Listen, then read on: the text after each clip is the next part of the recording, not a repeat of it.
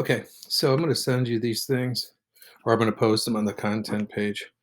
All right, and I'm going to extend the due date out to next Friday, but I'll send you that information in an email. So there's two things I want you to focus on, mainly when you're in the editing stage of your paper. And the first one is to eliminate your habitual use of to be verbs, to stress getting out of the passive voice and into a more active voice. And this handout sort of encapsulates what I want you to do as an approach. Okay.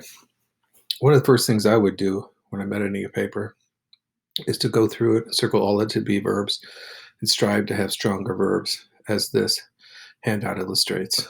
I will send you or post a hard copy of it as well. Weak versus strong verbs. The verb to be is the most commonly used verb in the English language. It comes in many forms: am, are, is, was, were, will be, has been, have been, had been, etc. We use it to state the existence or condition of something. Downtown Greensboro is a more interesting place today than it was a year ago. We also use forms of to be and to have as auxiliary verbs to show a variety of time frames. In this example, moving from past to present to future, downtown Greensboro is changing. With all the new bars and clubs that have opened, someone will soon be leading groups of tourists on guided pub crawls. Here's the problem: the habitual use of be and have can make writing dull and wordy. And that's what you want to avoid in your academic writing. You want to be clear, succinct, concise, and to the point. You want to be very clear in what you're arguing. If I give you an assignment to go out to a fall landscape in a forest preserve and describe the colors that you're seeing, you would come up with long, complex, descriptive sentences that express this meaning of what you're seeing. When you're writing an academic paper like you are, and when you write a research paper like you will be at the end of this course, you want to be as clear and succinct as possible. You don't want to be wordy. You want to be completely direct in what you're saying. You want to eliminate wordiness and have strong verbs. Substituting stronger, more expressive verbs can both brighten and trim a person's writing style. Consider the difference between these two paragraphs. After many attempts to revive downtown Greensboro, it finally appears to be happening. Streets that once were empty after dark are now bustling with activity, or at least they're showing signs of life. There are now clubs and bars lining Elm Street and the surrounding area, and they are full of 20 and 30 somethings. A slightly older crowd has been lured downtown by new art galleries, and live performances are now offered at two theaters. There are a few fine restaurants that have before and after theater specials. There's also a new park in the middle of town that has live concerts on a regular basis. Some lunch hour performances are held there, and many downtown workers have been attracted to them. Young families are also discovering downtown, thanks in large part to the Children's Museum that has been open for a few years in the baseball stadium, which is brand new, which has a playground and is loved by kids. Here's a rewritten paragraph that limits to three forms of the to be verb and a rewrite of the previous paragraph. After many attempts to revive downtown Greensboro, it finally appears to be happening. Streets that once stood empty after dark now bustle with activity, or at least show signs of life. Clubs and bars full of 20 and 30 somethings line Elm Streets and the surrounding area. New art galleries and two theaters offering live performances have lured a slightly older crowd downtown, where they can find before or after theater specials at a few fine restaurants. A new park in the middle of town hosts live concerts on a regular basis, including some lunch hour performances that attract many downtown workers. Young families are also discovering downtown, thanks in large part to the Children's Museum that opened a few years ago and a brand new baseball stadium with a playground that kids love. The solution? The second version of our test paragraph is leaner by 31 words, and the number of be and have verbs has shrunk from 19 to 3. As a result, the writing dances to a livelier tune. Now, that may sound corny, but it does. And as we'll see below, when these to be verbs are cut, you will cut words. Your writing will be more direct, succinct, clear, concise, and to the point, which is what you want on the sentence level. You don't want to habitually depend on to be verbs. You want to have stronger verbs and a strong active voice, not in a passive voice. And if you read that second paragraph aloud and go back and read the second one, or did it the way I did, you can simply hear it sounds better, it flows better when it's spoken, and that's what you want to achieve.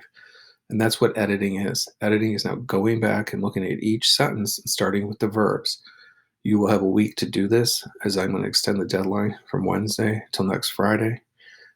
And you should go through and do this slowly, painstaking work to edit carefully. All right. The whole idea behind this is we never turn in a first draft. We turn in a rough draft and then we work through changes. And this is the first approach that I want you to use when you're improving your writing, is to go for stronger verbs. Admittedly, the verbs are not the only thing that has changed, but the process of changing them has inspired and enabled other changes as well. Here are some specific ways that you can turn weaker verbs into stronger ones, making your prose more muscular. Use your imagination to substitute more interesting words. Streets that once stood empty instead of streets that were once empty. A new park hosts a concert instead of has concerts. 2, whenever possible, use active instead of passive verbs. New art galleries and 2 theaters offering live performance have lured a slightly older crowd downtown. 1 active verb instead of the 2 passive verbs in the original. A slightly older crowd has been lured downtown by new art galleries, and live performances are now offered at 2 theaters. A playground that kids love is active. A playground that is loved by kids is passive. Try not to start sentences with there is or there are. Clubs and bars line Elm Street works better than there are clubs and bars lining Elm Street. See, you can just see how much shorter that sentence is too. Okay. And that's what you see in a lot of these. In this next example, a new park hosts live concerts beats there is a new park that has live concerts. It's less wordy. It just flows better. I know that sounds silly, but that's what good writing is. It should be succinct in the academic writing form and direct and to the point. Use the simple present tense instead of the past progressive she listens instead of she's listening, and the simple past tense instead of the past progressive she listened instead of she was listening. Unless you really need to know that the actions continue, as you might, for example, in the sense like she's learning to play the piano or she's driving home when she heard the news. Streets now bustle with activity or at least show signs of life is stronger than streets are now bustling with activity, or at least they are showing signs of life. Whenever possible, embed the description of something in an adjective before a noun instead of dragging out the sentence with a noun and a to be verb phrase that includes an adjective. The brand new baseball stadium. The baseball stadium, which is brand new. See, it's more compact, less words. No one would suggest to eliminate all forms of to be or to have from your writing, but with a little ingenuity and effort, you can probably become less dependent on them. And that's true. When you start taking out these to be verbs, you will swish other things in the sentence and they will just sound better. I got this handout at a concert, but not at a concert, at a conference, years ago at an English conference. And it kind of reminded me of something a professor had me do in college where we wrote this 10-page paper. We turned it in, he checked it in and gave us completion points and handed it back to us and said we had a week. We could only use in the final version of that paper to be verbs 5 times in 10 pages.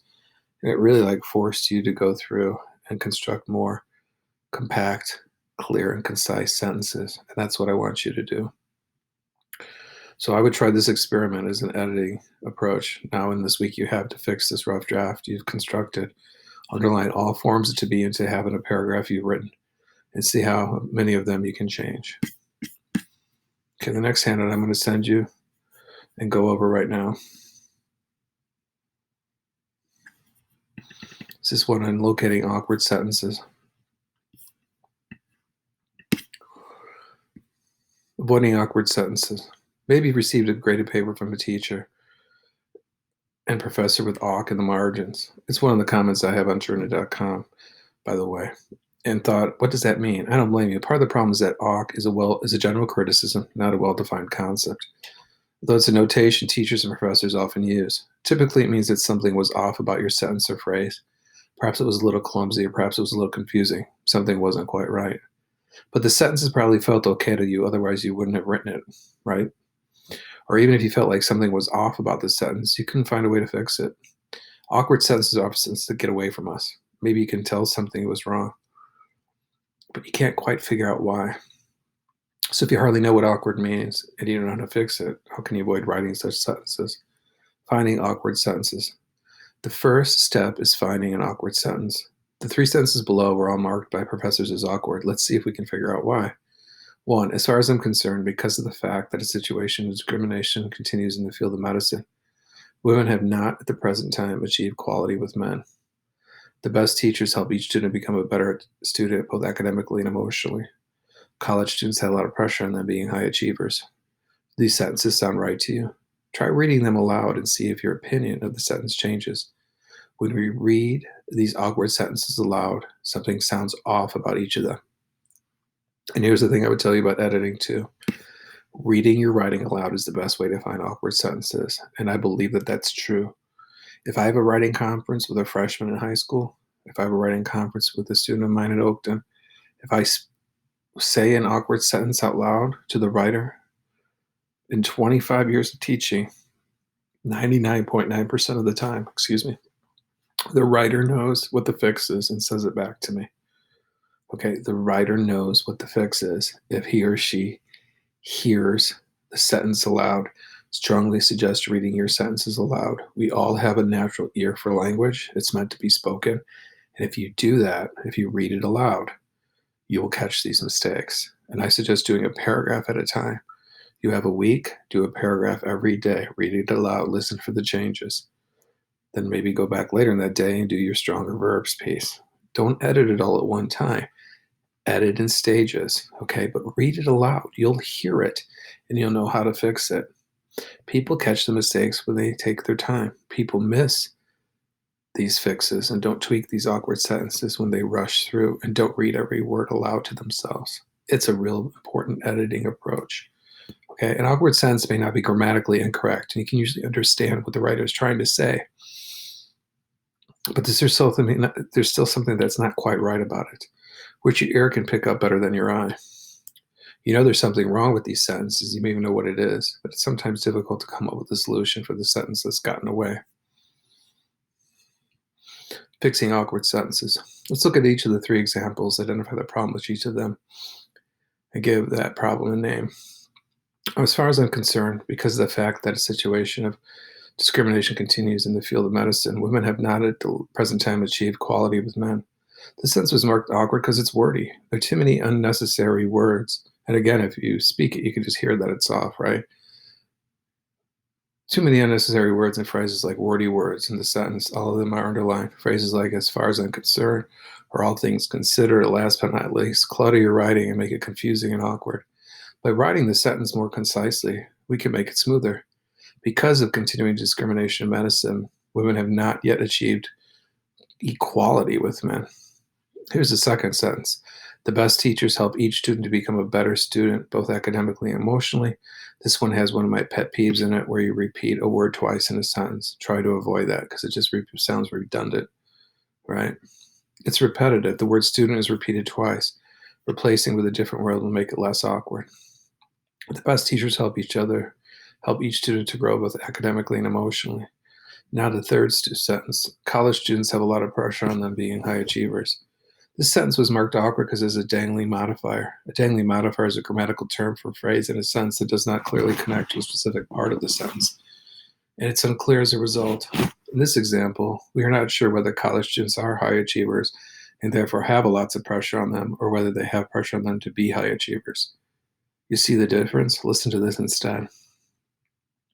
Being high achievers, college students have a lot of pressure on them. It just flows better, right? Now that we've looked at some awkward sentences and determined what's wrong with them, how can we be sure to avoid them as writers? One, read them aloud. If a sentence doesn't sound right to you, then it isn't. That's what I mean. Trust your ear. If you read it aloud and it doesn't sound right, fix it. You're doing the right thing. Two, eliminate words. Be on the lookout for wordy words or repetition in your writing. Three, slow down. Work on a sentence slowly. If you feel like it's getting away from you, stop, take a moment to figure out exactly what you're trying to say before you start writing. All right. I wrote a 47-page paper for my master's thesis to get my master's degree. I read that entire thing out loud in the editing process. I had a really difficult professor, who had to approve it, and she was really tough on grammar. And I read that whole thing aloud, and I think that's what saved me. All right. It takes a lot of patience, but it really is a great approach. You will catch these awkward sentences if you take the time to read them aloud and listen to them. Okay, it's the same with the stronger verbs piece. If you take the time and find the to be verbs and try to put in stronger verbs, you'll improve your writing. All right, just take time, do a paragraph at a time, right? Try to avoid doing it the night before.